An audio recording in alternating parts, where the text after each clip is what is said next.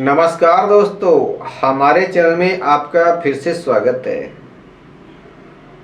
कई बार क्या होता है कि पति कमाने के लिए जाते हैं, घर से बाहर जाते हैं, तो स्त्री जो होती है वो अकेली होती है।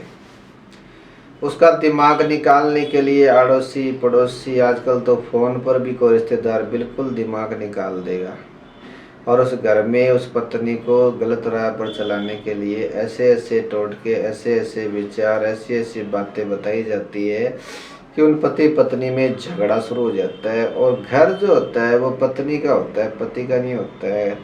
पत्नी अगर समझ ले कि मेरा घर टूट रहा है, मेरा पति दुखी है, मेरा पति परेशान है, तो वह घर हमेशा स्वर्ग बनता है।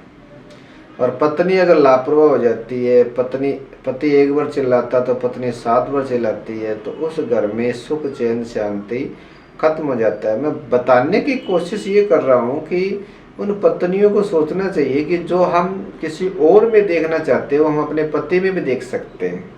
आजकल टीवी में जैसे कोई सीरियल आता है तो बड़े गौर से, बड़े ध्यान से उन साजिशों को, उन हीरोइनों को, उन लड़कों को घर परिवार में बड़े ध्यान से देखते हैं, लेकिन अपना स्वयं का जो सिस्टम है वो भूल जाते हैं। तो ये बहुत ही बड़ी बात है और एकदम बुद्धि घूम जाती है। लाख समझाने के बाद भी आपकी पत्नी है वो आपका कहना नहीं मान रही है और आपको धोखे पे धोखा दे रही है। आप पैसा देते हो, पैसा नहीं बरकत हो रहा घर में।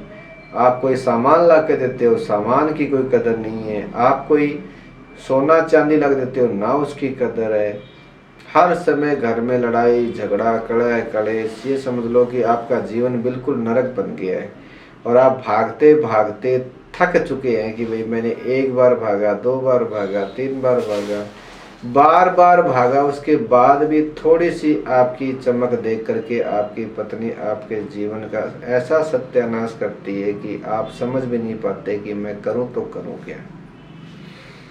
आपने इतना धैर्य रखा है, इतना विश्वास रखा है। कई लोग तो ऐसी कंडीशन में घर छोड़ के भाग जाते हैं, साधु महात्मा बन जाते हैं, पता नहीं कहाँ कहाँ चले जाते हैं। तो मैं आज बताने जा रहा हूँ, अगर आपकी पत्नी आपके कहने से बाहर है, आपका ध्यान नहीं रख रही है, आपके विचार नहीं सुन रही है, आपके कहने से ज़्यादा वो बोल रही है, आपके पैसे को मिट्टी कर रही है, अपनी मन मर्जी से कभी कुछ खरीद लिया, कभी कुछ खरीद लिया, सेविंग का उसको ध्यान नहीं है, तो आपको करना कि शनिवार के दिन एक सीख वाली झाड़ू लेकर के अपने पत्नी के नाम से शनिदेव के मंदिर में रख के आनी और प्रार्थना करके आना कि हे शनिदेव भगवान, मेरी पत्नी को सद्बुद्धि दो। ये आप झाड़ू वाला उपाय करें और उसके बाद में घर आकर के पत्नी की फोटो ले लीजिए। उस फोटो के पीछे आपको पत्नी की माँ का नाम लिख करके उसे आप फोटो को किसी भी पीपल के पेड़ के ऊपर, टहनी के ऊपर, इतने ऊपर जाके चिपका दे कि वहां से कोई उखाड़ ना सके। ये पीपल के ऊपर चिपका दीजिए। बस आप देखिएगा कि जैसे जैसे वो टहनी हिलेगी वैसे वैसे आपकी बीवी की बुद्धि है वो बिल्कुल स्थिर होगी और आपका कहना मानेगी, आपका घर परिवार बना रहेगा, आप सुखी रहेंगे, शांत रहेंगे। तो ये 2 टोटके कीजिए जिससे कि आपकी पत्नी आपके पास वापस आए। तो ज़्यादा जानकारी के लिए आप हमारे चैनल को लाइक जरूर करें, शेयर करें, सब्सक्राइब करें और बेल आइकन को दबाना ना भूलें। ओम नमः शिवाय।